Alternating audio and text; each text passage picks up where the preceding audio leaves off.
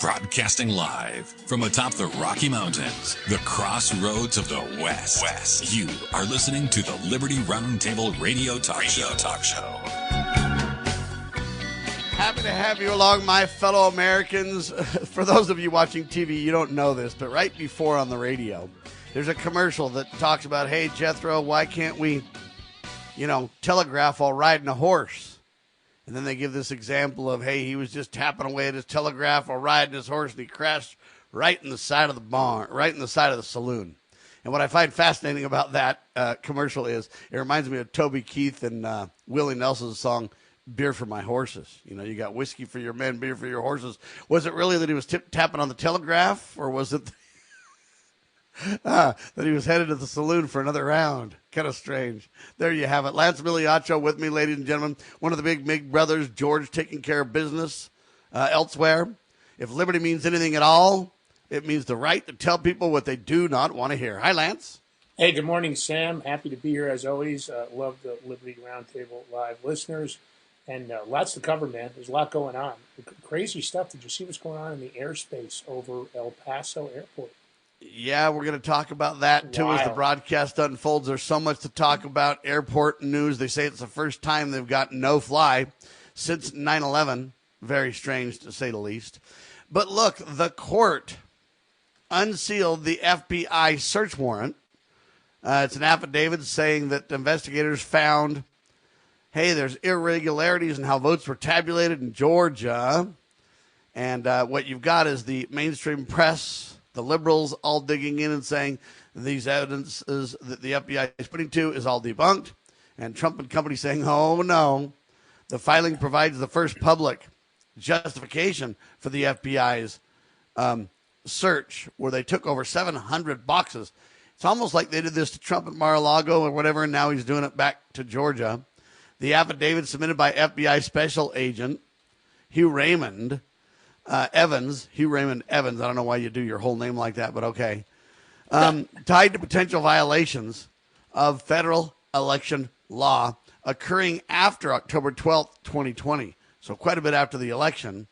The cited statutes include prohibitions against knowingly depriving citizens of a fair election by tabulating potentially fraudulent or missing ballots, as well as they have to preserve the election records. So the debate goes on about this thing. What do you think, Lance? I'm shocked and appalled, and from here on out, I'll be referred to as Lance Claudio Migliaccio. You're going to have to use my middle name if you're going to refer to me on this show from here on out. Good enough for the government, good enough for me. Look, is it retaliatory, or is it overdue? Election fraud, I keep covering it on the show. There's more and more of it being exposed. And yet I still don't see, after more than a year in office, this administration making any arrests. So I think it's overdue. I'm sick of the cheating, the lying, and the scamming that comes out of our own government. We know it's there, and yet nobody's paying any consequences. I mean, they can't seem to get an indictment against anybody, even these six, the seditious six. They refuse to indict them. You can't get an indictment on Letitia James. I don't know if it's the DOJ or if it's the judiciary, Sam. That's the problem. I don't know who's at fault here. I just know this. You know what? We see evidence of election fraud all over the place in all kinds of ways that no one's talking about. They want to discuss the ballots, and there was missing or tampered ballots. There was this, there was that, but there's a lot of ways that we have election fraud. I mean, if you want to get really technical about it, Lance, the fact that we have a Republican Party, and the fact that we have a Democratic Party, and the fact that the elephant and the donkey get special privilege when they're not even government at all, they're private organizations, and now they're basically creating maps all across the country. The Republicans gerrymander their map for their benefit in Texas. The Democrats gerrymander their map in California. And so, but in either case, though, if you're nonpartisan, if you don't believe in the parties, if you believe the party should be over, if you believe in the Founding Fathers' warning that parties will destroy this country, you kind of go, that alone is election fraud. We don't even need anything more. The only solution to that is to end the party, end the partisan politics, jettison the donkey and the elephant as the middleman controlling elections. They have special privileges. They have money handed out to them left and right by the government. That alone proves election fraud, Lance. I don't know how we fix it. It's really a weaponization against the American people because I don't think it's fair representation. Look what they're doing in Virginia. It's going to be a 9-1 with this redistricting, and the governor was laughing about it as she signed the order. This new, leftist governor. And again, I struggle with party politics. I feel like it's really a uniparty, and it's just done for optics. I feel like it's the David Copperfield. To me, it's traitors and patriots. And I don't like anything about our election system at this point. They want to tell us this last election was the freest and fairest election in United States history, and it was nothing but total garbage that they were just, feeding us like babies. It was regurgitated baby food. Here comes the choo-choo. We've got a free and fair election. Get ready.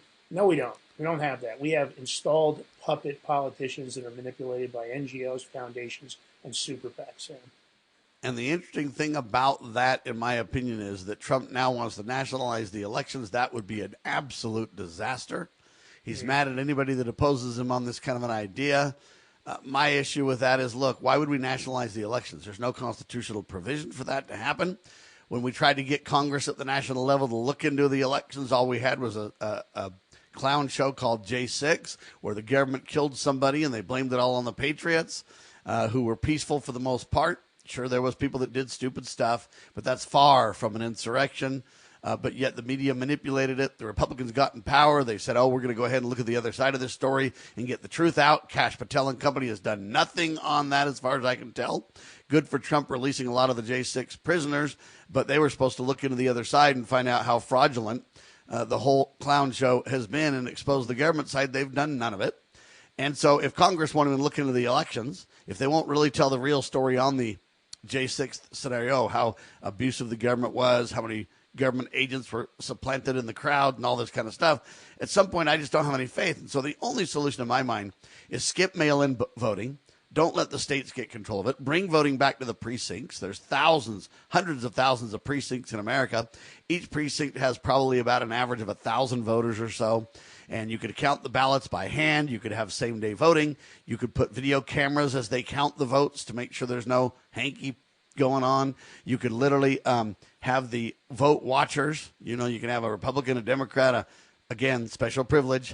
You could just have nonpartisan vote counters, and their only job would be to make sure the count was right according to what they're literally watching with their own eyes compared to the video.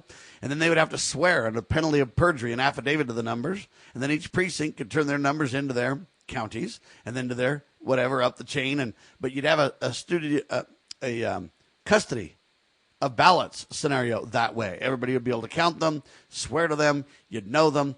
Right now you don't have any of those things. And so I think the problem is true, but we got the wrong remedy. And if Donald Trump and company isn't careful, they'll have a big FBI raid. Then they'll come back and say, oh, my gosh, there wasn't really anything to it. And all that'll do is serve to debunk the election, what they call us deniers. But I'm not a denier. I believe there is election fraud. The deniers are the ones that say there's no fraud. Isn't that interesting how they create these labels? The deniers are the ones that believe there's election fraud. The non-deniers are the ones that say there's no fraud and they're denying it. But yet we follow these labels all the way home, Lance. Yeah, and I have to add, I think those are conspiracy deniers. At the end of the day, it's obvious. We often talk about on our show over on Rumble, common sense. And I don't feel like what we see with this administration or any government agency at this point is common sense. More and more awful details are coming out about how the FBI operates. The DOJ seems to be more preoccupied with, doing interviews on Fox News and other mainstream media where they swore off mainstream media. I thought they were going to focus on alt media to get the message out, knowing they couldn't trust mainstream media. It just goes on and on, Sam, and I don't know what the they even had whitehouse.gov/new media, a term I created before anybody else. I've been saying the new media takes center stage before Trump ever even walked down the escalator. Nevertheless, what's fascinating to me about that is they had everybody sign up at new media, and I never heard a word back. Did you? No, I never heard anything back. We applied for that. There's supposed to be this podcast row. There's supposed to be an effort. They made comments about how the administration would be doing interviews on podcasts, and Susie Wiles has pretty much put the kibosh on that. Every interview that's being approved has to go through her, and she just decides on a whim who she's going to give any of the interviews to and top administration officials. So you can't really get to the truth. A lot of the narrative is controlled when they get to mainstream media. I don't feel like I'm getting what I voted for. I thought it was going to be transparency, accountability, and consequences. I looked at a speech that Trump had given on air about what he was going to do once he got into office, and I can't say that he's fulfilled that for us.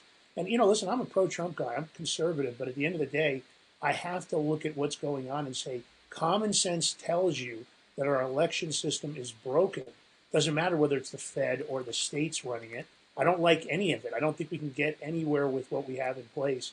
And to me, I don't know what the solution is. The only extreme solution is to get rid of all of them and start from scratch, maybe. The solution, ladies and gentlemen, is a good, honest, moral society using and demanding the checks and balances in the Constitution. We should have never fallen for mail-in ballots. That was the first, hardcore scandal that we need to reject. Why would we support mail-in ballots? All right, when we get back, who's calling the shots is my question. Maxwell pleads the fifth. Mom, you don't know anything about me anymore. Honey, I know you're good at math. You don't like English. I know Ryan smiled at you yesterday at school. I know your favorite color is purple. And I know you don't like mushrooms. And who can blame you? I mean, mushrooms are a fungus, and people generally try to avoid funguses. Or is it fungi? I'm never quite sure. But, either way, penicillin is good. Penicillin is a mold. Huh. Well, I guess you're right. So you like penicillin, but not mushrooms. No matter what you talk about, love is what they'll hear. Mom, if we talk, will you be quiet? Love to. A thought from the Church of Jesus Christ of Latter-day Saints. Visit us at Mormon.org. Introducing PrepStartsNow.com, your ultimate guide to readiness and peace of mind. We offer practical preparedness tools, training, and education to take your family's household readiness to the next level. Browse the prep shop for essential products, check out our planning guides, and stay informed with our prep blog. Visit PrepStartsNow.com and subscribe to our emails for exclusive offers, new products, and future events. Remember, preparedness begins with PrepStartsNow.com. Former Sheriff Richard Mack recounts in his book The Proper Role of Law Enforcement how he came to realize while working as a beat cop how wrong the all-too-common orientation of police officers is when they think of their job as being to write tickets and arrest people. Richard Mack tells of his personal transformation from by-the-number cop to Constitution-conscious defender of citizen safety and freedoms. Learn what it really means to serve and protect. Purchase your copy at CSPOA.org. That's CSPOA.org.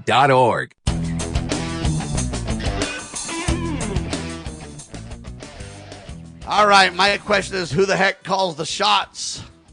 Maxwell pleads the fifth. She has every right to do that. But my problem is that she stonewalls on Epstein ties and the details of powerful connections.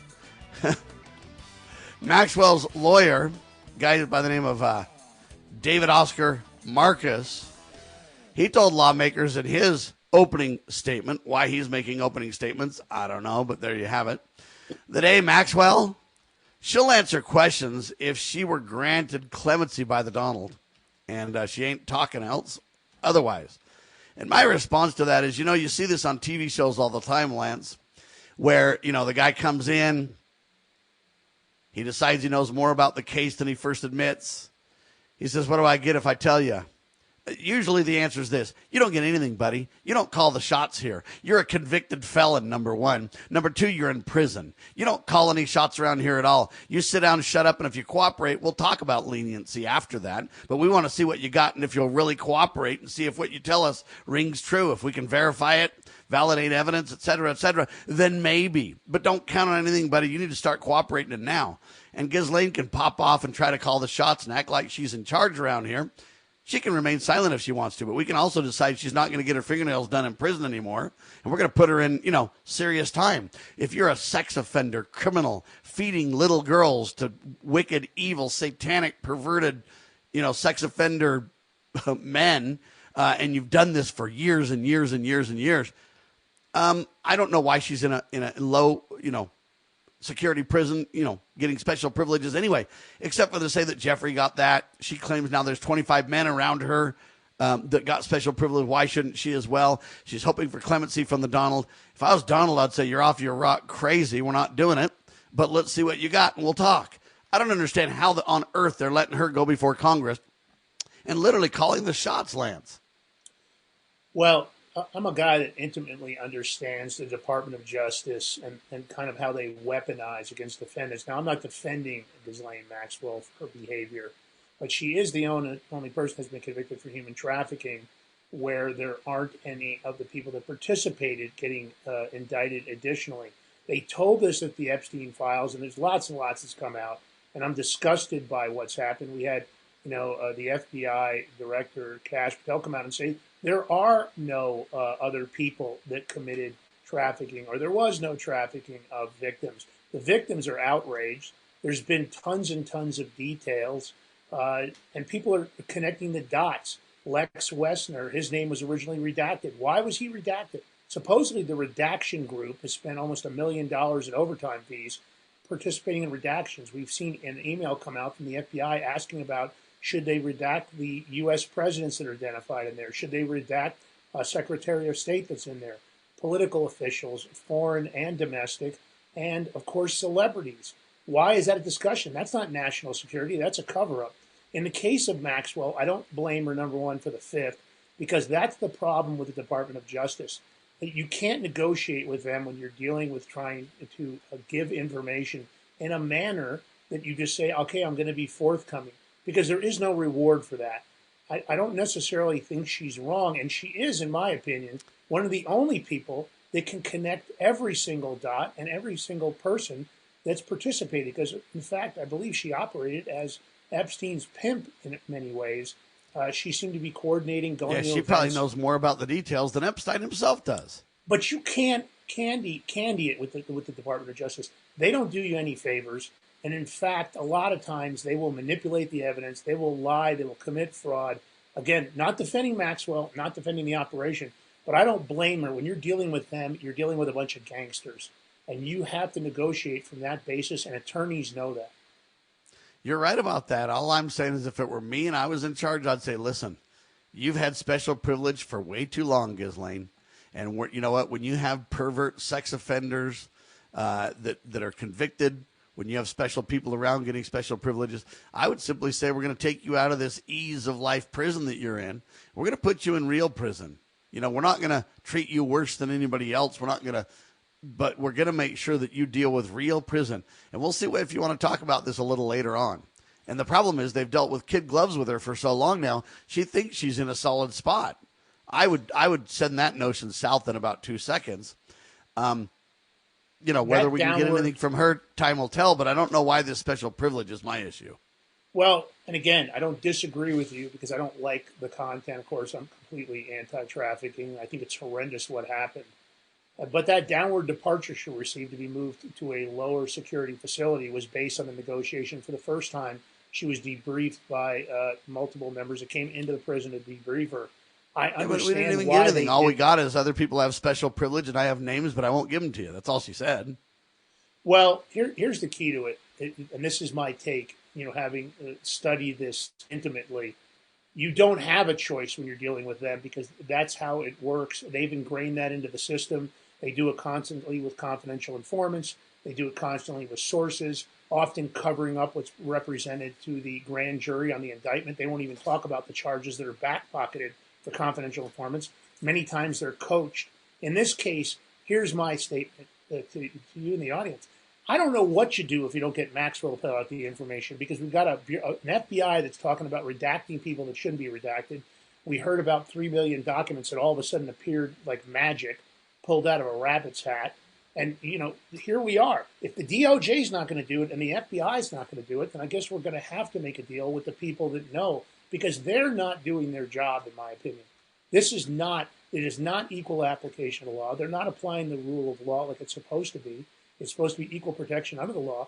If you and I had committed even a semblance of these crimes, Sam, knowing what our profile is online and how we've been attacked in the past, they would have just chopped us up if we had participated in something like this. They would have made an example of us. Why aren't these other individuals? Are you telling me that because you're a billionaire or because you might have been in a position of power or before or even past or current, that somehow you get a pass on the law. I don't like it. The victims don't like it. Everybody that participated in the Epstein debacle and the Epstein perversion has to be prosecuted. And I have to be honest, if we had to give Maxwell a deal to know the truth, I only wish Congress, had the power to hand that out. And not because she deserves it, not because wouldn't be horrendous. It wouldn't be justice for those victims. But maybe we get to the bottom of it. When people go to Epstein Island, allegedly Bill Gates went 27 times. There is no possible way, Sam, that he didn't know what was going on. I guarantee you, Sam, if you and I had been at an Epstein party, because his parties were well known in New York, I'd heard his name come around. I never heard anything about the perversions. Had I got invited to one of the parties, not knowing any of the details of the debauchery, hey, you would have went. You would have thought, I would have gone. This guy's really connected. He's a social leader. He's involved with everybody. In fact, in the Epstein Files, the Church of Jesus Christ of Latter-day Saints, the Mormon Church, is mentioned several times in there. It turns out if you dig into each one of them, it doesn't mean a hill of beans. It's worthless. But in my opinion, it almost seems like people have intentionally manipulated these files to turn it into a clown show. Well, as much as we've seen in the files, now that I see the FBI having discussions in the emails, there's an email that floated around where they specifically talk about making these additional redactions for these high-profile individuals. How do we know what they destroyed? How do we know what's really left over? How much of this stuff ended up in the shredder and then went to a burn bag? I don't trust them. I'm supposed to be able to trust the FBI. I'm supposed to be able to trust the DOJ. How is a regular citizen that's been on both sides of it, maybe somebody that's faced criminal charges and seen the corruption, the collusion, the lies, the manipulation, the creation of evidence, violations of Giglio and Brady material, how do we get to the truth if those organizations are known for that? Lately, the FBI is in every piece of media that comes out. They're constantly being outed on something they didn't do, or just like this guy at Fulton County, an FBI agent warned them about the raid that was coming. That's a criminal, that's obstruction of justice. I am tired of the law not being applied to government officials, not being applied to celebrities, not being applied to billionaires. That law is supposed to apply to us all equally. How do we fix that if we don't have this opportunity to have somebody that's the key witness? She is the hammer in this whole story. She's got all the details. She can connect all these individuals. I think they're going to have to do it. And I hope the American public is outraged about what's going on both sides of the aisle. Because, my show, and here with you, it's a uniparty. And what we're seeing is rules for thee and not for me, Sam. Amen. And the uniparty was documented very well by Pat Buchanan back in the day. He called it the left and the right wings of the same bird of prey. So there you have that. Now, I think this is interesting. Donald is being asked to give her a commuting of her sentence, and then she'll talk. Donald's probably holding that in his back pocket to keep her on the edge where it's like, hey, we'll make sure you don't talk by not granting it.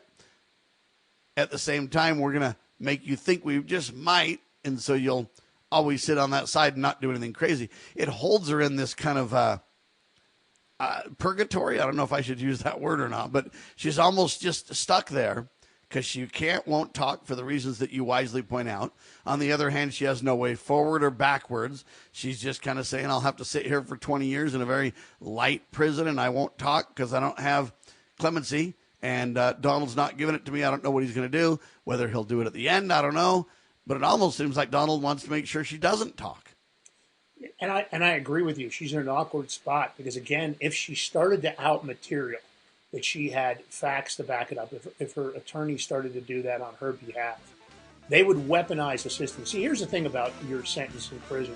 That's not supposed to be the penalty. The penalty is taking you away from your life. They're not supposed to make it worse. And if she did start to out it, Sam, they would drop the hammer of God on her. Her time there would be miserable. They'd probably put her in solitary confinement. There you have it. And it might actually be for her safety because otherwise she might wind up like Jeff. There you have it, ladies and gentlemen. All right, look, there is a suicide we've heard about forever. It might not be a suicide. Kurt Cobain's death. Experts are now saying not suicide, actually a homicide. Yeah, the Nirvana lead singer died on April 5th, 1994. For what, 30 years later, we're digging into the truth? Will we ever get it? It's the question. Hold on.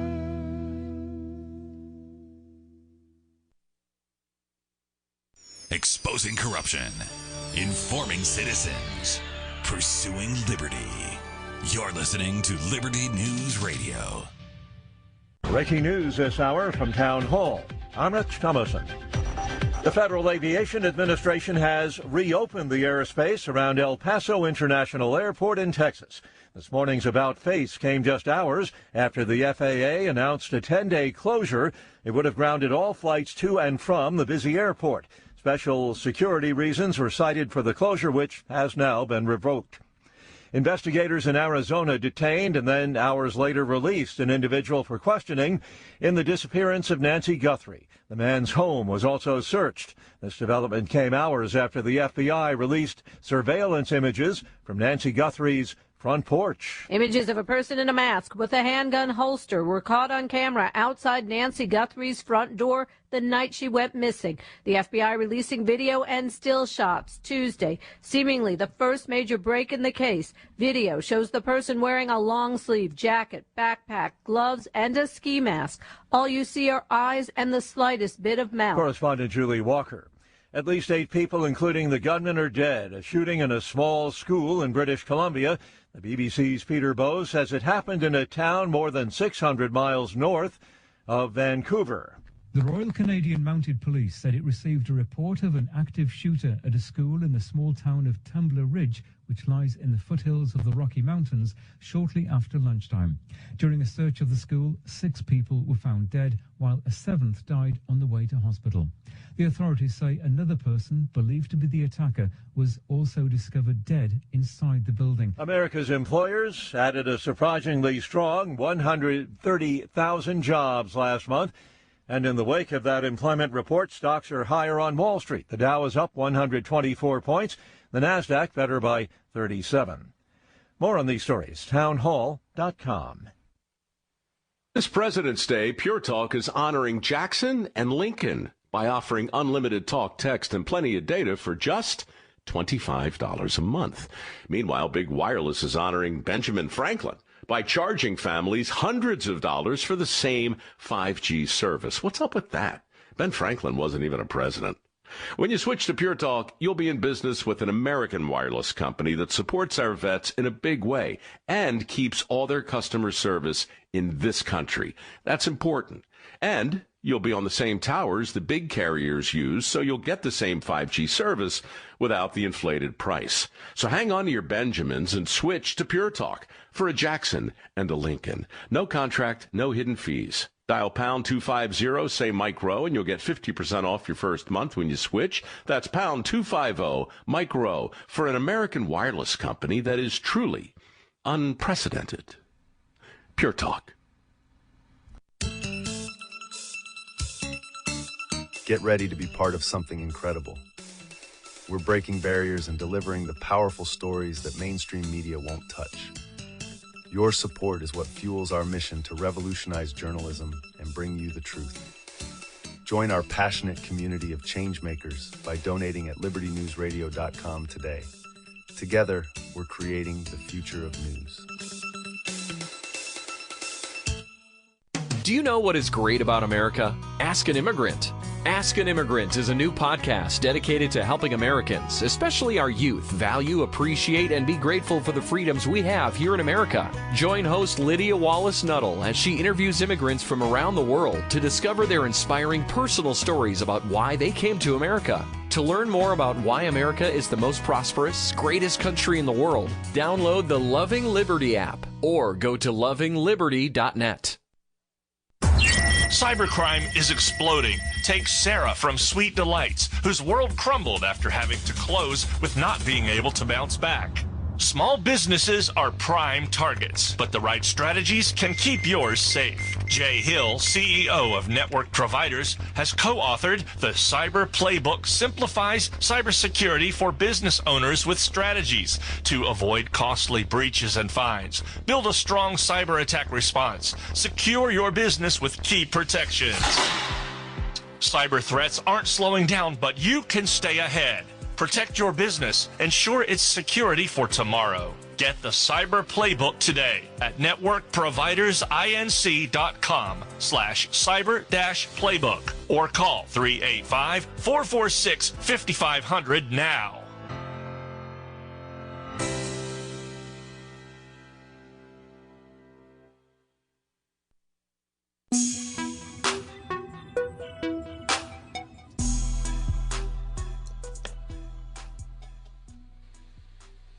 Well, welcome back to Liberty Roundtable Live. Of course, we're here with Super Sam Bushman and myself, Lance Migliaccio, doing what we do, bringing the rain, bringing the pain. You know, it's always about the truth, tip of the spear. But this is crazy. I have to say before I even start that I never believed the scenario, and this makes it even worse now. And I'm talking about Kurt Cobain's suicide. You know, I don't know how you felt about it, Sam, or where you were at when you heard that announcement about his suicide and death. Of course, it sent, shockwaves throughout the music world. But here we are. All of a sudden, Kurt Cobain's final moments are under renewed scrutiny. Sam, I don't know, where were you maybe when you heard about Kurt Cobain? Were you on air? I don't remember where I was, but I remember thinking, what's fascinating to me is he joins the 27 Club. He died when he was 27. They have all these strange scenarios where these rock stars, I think of Bon Scott of AC/DC to make my point. These guys die under very strange circumstances. Jim Morrison of the Doors, and all these guys die under these very weird circumstances, every one of them, and then it's like, oh, we're supposed to believe they took themselves out or they just died of a drug overdose. 9 times out of 10, there's foul play. In this case, they're pointing to what they say are flat out inconsistencies in the crime scene and autopsy evidence, including how the drugs in his system may have affected his ability to act, etc., and how items were arranged at the scene. Why do they close these cases so quick? Do they just want to basically have them done and one and done and off? Or what's the real deal behind it? I don't know. But we're finding out that oftentimes with these deaths, they're not as strange as they seem if we would take the time and look at the evidence, Lance. Do you feel like, Sam, that a lot of times when it comes to, high profile or celebrity deaths, that a lot of law enforcement around the country is almost afraid of these investigations? I feel like they try to rush them through. Without question. Come to conclusions because they don't want their investigation system to be exposed. Now, honestly, it doesn't seem like it was April 5th, 1994, that it was that long ago that he died from this alleged self-inflicted shotgun wound. But, the hair on the back of my neck always kind of stood up when Courtney Cobain. There's just something about it that I always felt uneasy about. But this story, just breaks. The King County medical examiners, of course, they ruled that it was suicide by a Remington 1100 20-gauge shotgun. And, somebody, and I don't know who did this. I don't know if they did this independently or if they were hired by Cobain's family. I'm not sure how it happened. But now we've got an official private sector team of forensic scientists, and they put a fresh eyes on Cobain's autopsy and crime scene materials. And they're bringing in a guy named Brian Burnett. I guess he's a specialist. Seems to have previously worked on a lot of cases involving a combination of overdoses followed by gunshot trauma. And I don't know how common that is. Maybe it's more common than I even realized. But this independent researcher, Michelle Wilkins, who worked with the team, she told the Daily Mail, and they broke the story, I think they were the first ones to do it, that after just 3 days of looking into the evidence with fresh eyes, and I quote, Burnett said, "This is a homicide. We've got to do something about this." So she said this conclusion was all, they did an exhaustive review of all the autopsy findings, and it looks like it revealed signs that are very inconsistent with instantaneous gunshot death, or I guess we should be calling that suicide. And the papers have been peer-reviewed at this point. There's 10 points of evidence, and it seems like what they're saying is that Cobain was probably confronted by one or more assailants who forced a heroin overdose to incapacitate him first before one of them shot him in the head, placed the gun in his arms, and left behind a forged suicide note. Now, it's really strong, and they point out this, Sam, and I want you to comment.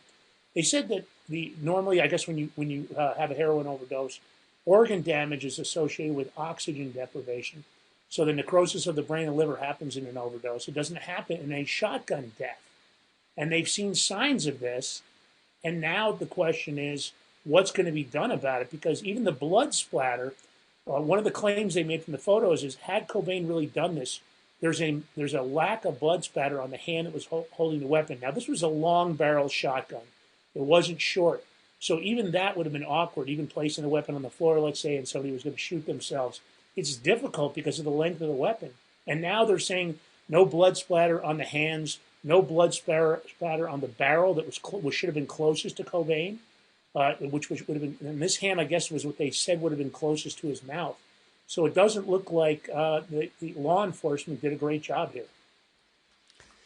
Now, wouldn't you not be surprised, Chaz country, so Seattle's where this all went down from what we understand. The problem is that government at all levels have lied, manipulated, deceived, as you documented so well in the first part of the broadcast today, that nobody has any confidence. Nobody can trust them. Whatever they tell us, it's got to be a lie. Whatever they sell us, it's got to be bogus. It's got to be manipulated. It's got to be, nobody believes official stories on just about anything. Now, what happens after that? Everybody's, scattered. But everybody pretty much says, hey, what we're told isn't true. With Jeffrey Epstein, with 9/11, with Oklahoma City bombing, with them killing Vicki Weaver, with, we keep going. Epstein Files right now. Nobody believes anything they say anymore. So now that they basically closed the case, they say there's not enough evidence for them to reopen the case right now. My question, though, is what constitutes enough evidence then? No blood on the hand that, is expected, a long barrel that doesn't seem like you could have even accomplished what, he did, all these different details.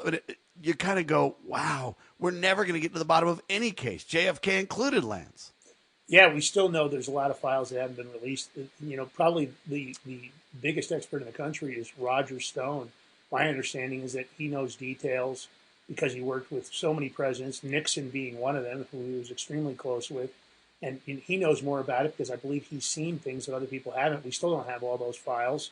And we know that the CIA was involved at this point. We don't see any accountability on that they're being rebuked in public. It's kind of been like, oh, yeah, here's some files. Okay, we're done. And it's the same thing. Burnett, this guy has been an expert witness in court cases. He has decades of experience analyzing crime scenes and interpreting complex evidence. He earned national recognition for his expert analysis in controversial cases like Marine Colonel James Sabo's death and the investigation into Billy Joe Johnson Jr., where his meticulous forensics reconstructions, of course, challenged official filings. My case is, if you can't take an expert like this and say, we better review this case, that's terrible. And for law enforcement to say there isn't enough evidence. And you really got to ask, sorry to interrupt, Lance, but you really got to ask, too, why this guy would put his international, well-known, well-established, well-documented, proven credibility. Why would he throw down so hard on this if he didn't have goods? No doubt. I mean, the guy wouldn't want to put himself in a situation. That's how he makes his living. And of course, his experience is really the value, right? That he's been able to do this over and over again for decades. And for the police department to just kind of poo-poo it. Seattle Police Department told the Daily Mail that they are not reopening the case. Now, that in itself is suspicious, and I think when you start looking why not? Why wouldn't they at least say, let's look at this, let's vet this, let's pull it up. We want to get to the truth. That should be their statement right now. Hey, we don't know if what they're saying is true. We're going to go over the evidence with the experts. We're going to open this case and look into it. Why would they be hesitant to do that? What would be the reason, Lance? All I can think, as usual, to me, it's when people's egos, also concerns about financial liability. Let's face it, Cobain's family could sue the hell out of him, and deservedly so. Did they screw the pooch, Sam? I believe they probably did, because this expert has really gone out on a limb. But what I think is really interesting is so far I haven't seen a tremendous amount of mainstream media coverage of this.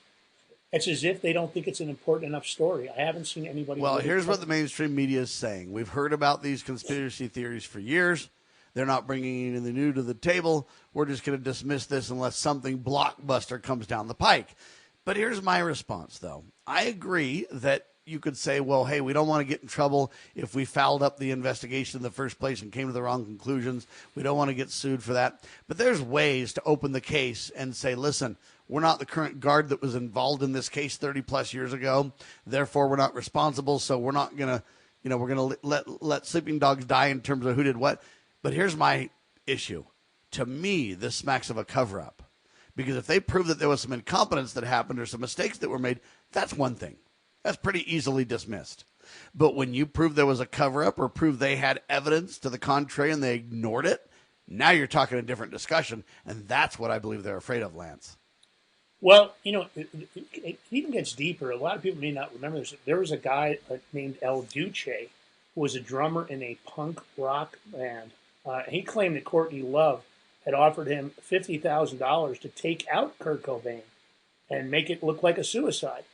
And oddly enough, of course, as things often happen, a week later he was struck by a train and died. So we never really got to the bottom of his accusations. But that in itself should be concerning, that a statement like that. I mean, I don't think he completed the murder. But of course, why wasn't that made more apparent to the public? The problem in America is the issue of trust in government officials at every level. The issue is honesty, my fellow Americans. Hang tight. We've got more. You're watching and listening to the one and only hard-hitting news the networks refuse to use. It's called Liberty Roundtable Live. In the medical field, IT security is crucial. Our highly skilled consultants are HIPAA certified and have 20-plus years of experience servicing medical clinics, billing, and supply companies. We offer comprehensive endpoint protection, guarding your computers and servers against all stages of threats. And with our 24/7 monitoring services, you'll never worry about extensive downtime again. Ready to level up your IT support? Call 801-706-6980 today and discover how great IT services can be with managed IT services. Step into the boots of the American West with Range Magazine, where grit meets grace. This is a front row seat to the stories, struggles, and triumphs of ranchers, farmers, and stewards of the land. From jaw-dropping photography to no-nonsense reporting, Range brings you the untold tales of life on the range. Whether you're a city dweller with a cowboy's heart or living life where the pavement ends, Range speaks to the soul of the West. Subscribe today at rangemagazine.com.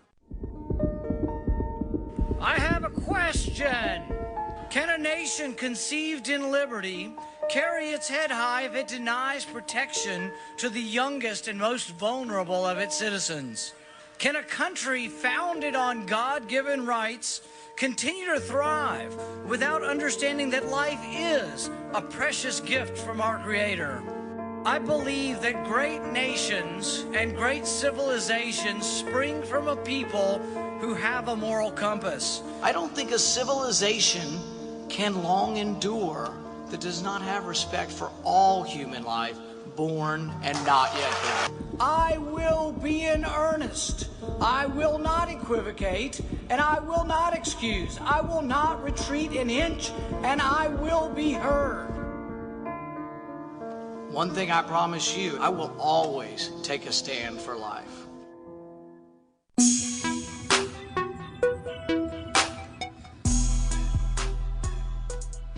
All right, back to this drummer who made this claim. Drummer in a punk band made this claim. He's like, hey, I was, offered money to kill Cobain. These strange scenarios, what I find fascinating over and over and over, they call us conspiracy theorists, Lance. But eventually, 9 times out of 10, we're proven right.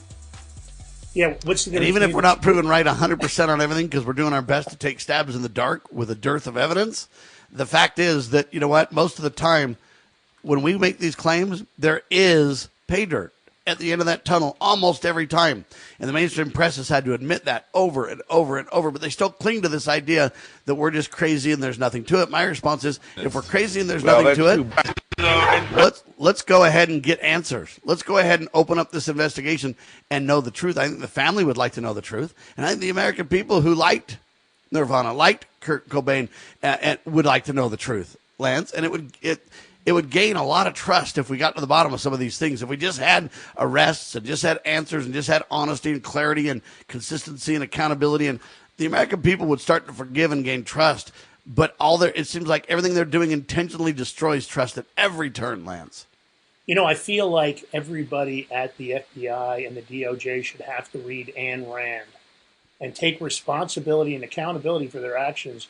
The opinion of the American public, and I think it's everyone, I don't think it's just conservatives, I think even the liberals are questioning it. We see these stories come out, We know there's truth because we've seen enough facts ourselves.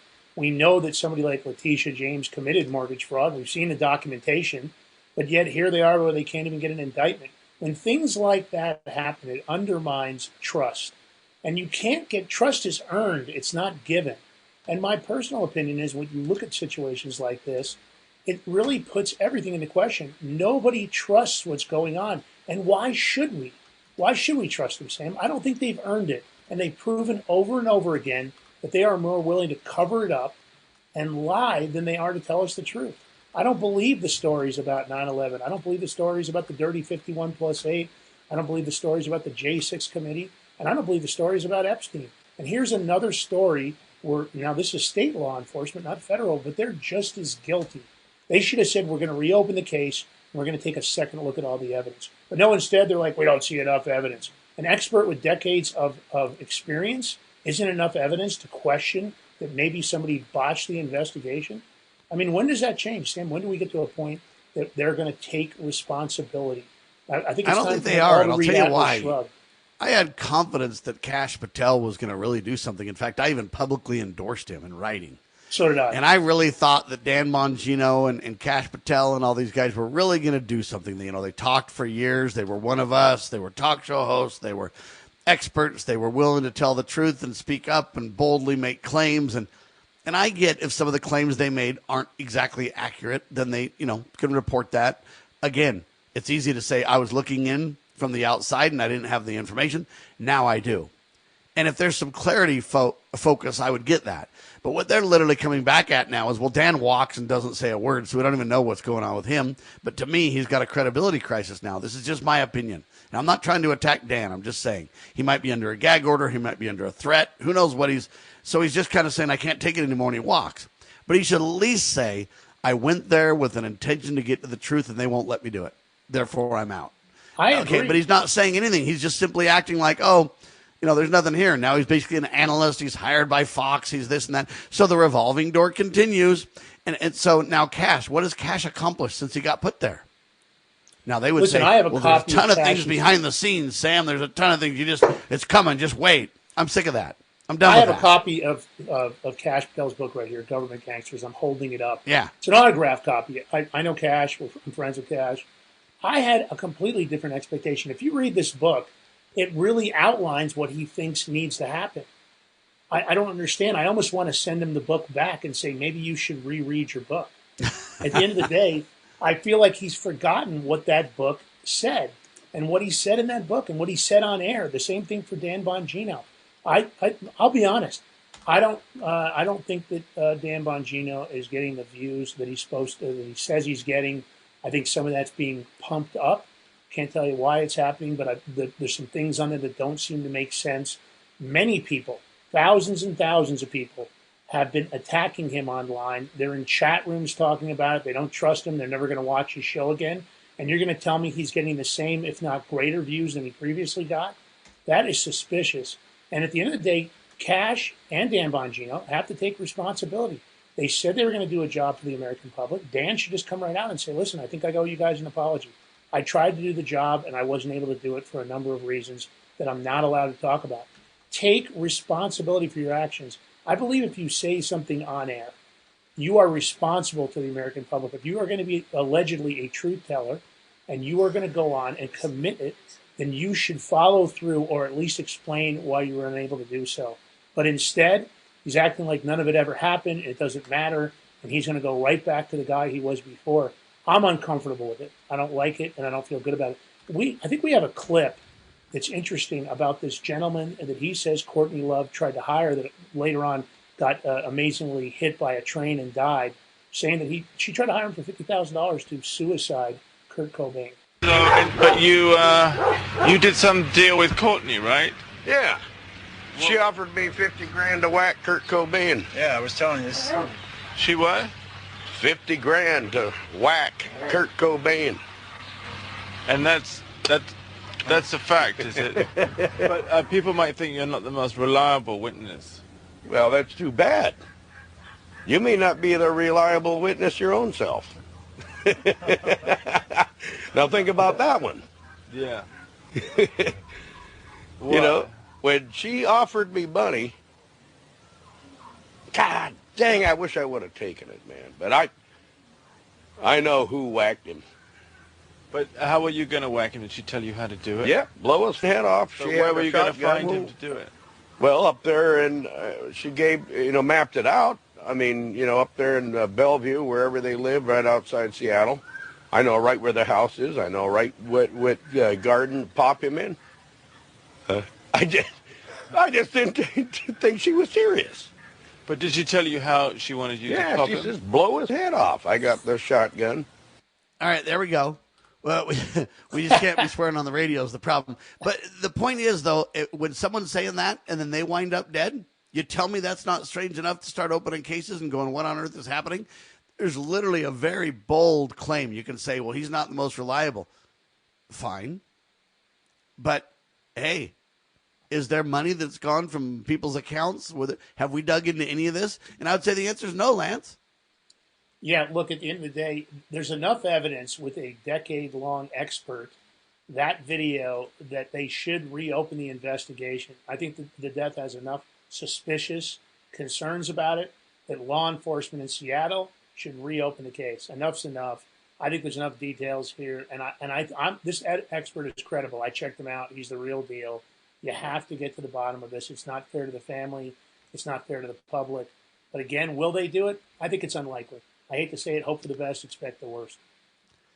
Well, we don't have any trust in them. Now, I don't like the swear words this guy used, but look, it's flat out part of his testimony. She told me to blow his effing head off. And, the question is, when this guy died, because this drummer's dead, right?